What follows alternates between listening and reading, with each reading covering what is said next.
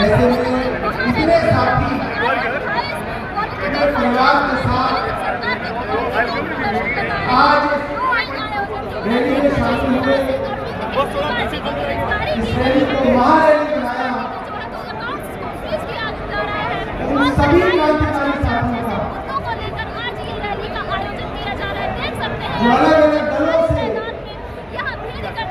आज इस रैली की शोभा बढ़ाने and other states will not be pulled down. The DMK will always oppose dictatorial steps, whatever form they take the stand with the same resolve. The leaders of the India bloc should continue our protest firmly. If Modi comes to power again, smoothly in many states,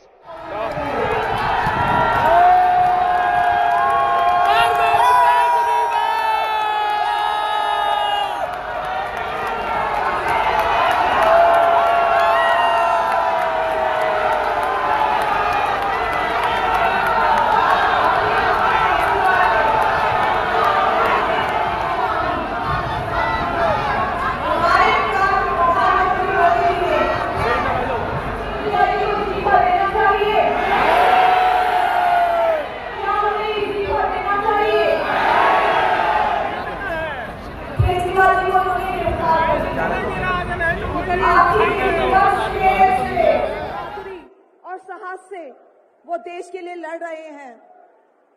कई बार मुझे लगता है कि आजादी की लड़ाई में वो एक फ्रीडम फाइटर थे जो देश के लिए लड़ते लड़ते शहीद हो गए। इस जंग में भी केजरीवाल जी को शायद भारत मां के संघर्ष के लिए भेजा है। अब मैं आजकल आईपीएल के मैच चल रहे हैं, देखते हो आप लोग। मैच फिक्सिंग शब्द सुना है आपने? सुना है? जब बेईमानी से एम्पायर पर दबाव डालकर प्लेयर को खरीदकर कैप्टन को डराकर मैच जीता जाता है। क्रिकेट में उसको मैच फिक्सिंग कहा जाता है। हमारे सामने लोकसभा का चुनाव है। अंपायर किसने चुने? नरेंद्र मोदी ने। हमारी टीम में से मैच शुरू होने से पहले 2 खिलाड़ियों को अरेस्ट करके अंदर कर दिया। तो भाइयों और बहनों, ये जो चुनाव हो रहा है, नरेंद्र मोदी जी इस चुनाव में मैच फिक्सिंग करने की कोशिश कर रहे हैं। ये जो उनका 400 सीट का नारा है, ये बिना ईवीएम के, बिना मैच फिक्सिंग के, बिना सोशल मीडिया और प्रेस पर दबाव डालकर खरीदकर ये 180 पार नहीं होने जा रहा है। सब मिलाकर दीपांकर भट्टाचार्य जी को पूरा अपनी बात बहुत संक्षिप्त में रखें, बहुत सारे स्पीकर से सबको हम चाहते हैं जनता सुन के जाए, इसलिए सबसे रिक्वेस्ट है कि संक्षिप्त में अपनी बात दीपांकर भट्टाचार्य रखें। इंडिया गठबंधन की 5 सूत्री मांगे भारत के चुनाव आयोग को लोकसभा चुनाव में समान अवसर सुनिश्चित करना चाहिए। दूसरी मांग, चुनाव आयोग को चुनाव में हेराफेरी करने के उद्देश्य से विपक्षी राजनीतिक दलों के खिलाफ इनकम टैक्स, ईडी और सीबीआई द्वारा की जाने वाली बलपूर्वक कार्रवाई को रोकना चाहिए। तीसरी मांग, श्री हेमंत सोरेन एवं श्री अरविंद केजरीवाल जी की तत्काल रिहाई की जाए। चौथी मांग, चुनाव के दौरान विपक्ष के राजनीतिक दलों का आर्थिक रूप से गला घोंटने की जबरन कार्रवाई तुरंत बंद होनी चाहिए।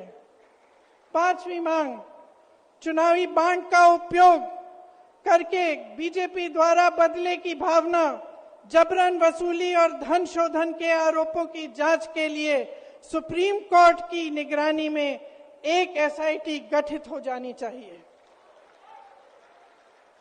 बीजेपी शासन द्वारा पैदा की गई अलोकतांत्रिक बाधाओं के बावजूद इंडिया गठबंधन लड़ने, जीतने और हमारे लोकतंत्र को बचाने के लिए दृढ़ और आश्वस्त है। जुड़ेगा भारत, जीतेगा इंडिया। एक बार मेरे साथ कहिए, जुड़ेगा भारत, जुड़ेगा भारत, जुड़ेगा भारत। स्वागत है, जोरदार तालियां राहुल गांधी जी के लिए। मंच पे महाराष्ट्र के पूर्व मुख्यमंत्री, शिवसेना के अध्यक्ष उद्धव ठाकरे जी का जोरदार तालियों से स्वागत करना चाहूंगा। एनसीपी से जो किसी तारुफ के मोहताज नहीं है, शरद पवार जी का मैं स्वागत करना चाहूंगा। जोरदार तालियां एक बार शरद पवार जी के लिए।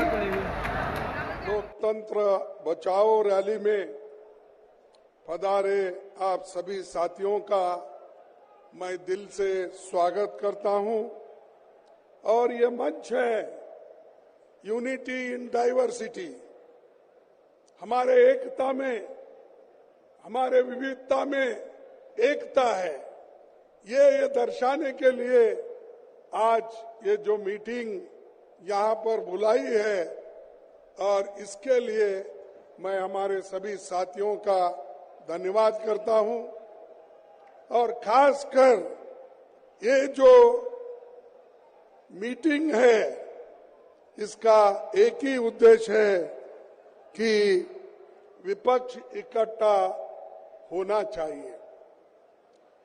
इसलिए इस सभा में उपस्थित हमारे नेता श्रीमती सोनिया गांधी जी, श्री राहुल गांधी जी, शरद पवार जी, भगवंत मान जी, चंपई सोरेन जी, अखिलेश यादव जी, तेजस्वी यादव जी, सीताराम येचुरी जी, फारूक अब्दुल्ला जी, डॉक्टर राजा जी, दीपंकर भट्टाचार्य जी, महबूबा मुफ्ती जी, डेरिक ओबराय जी, कल्पना सोरेन जी, तिरुचि शिवाजी, सुनीता केजरीवाल जी, देवराज जी, तिरुतोल जी और कोरम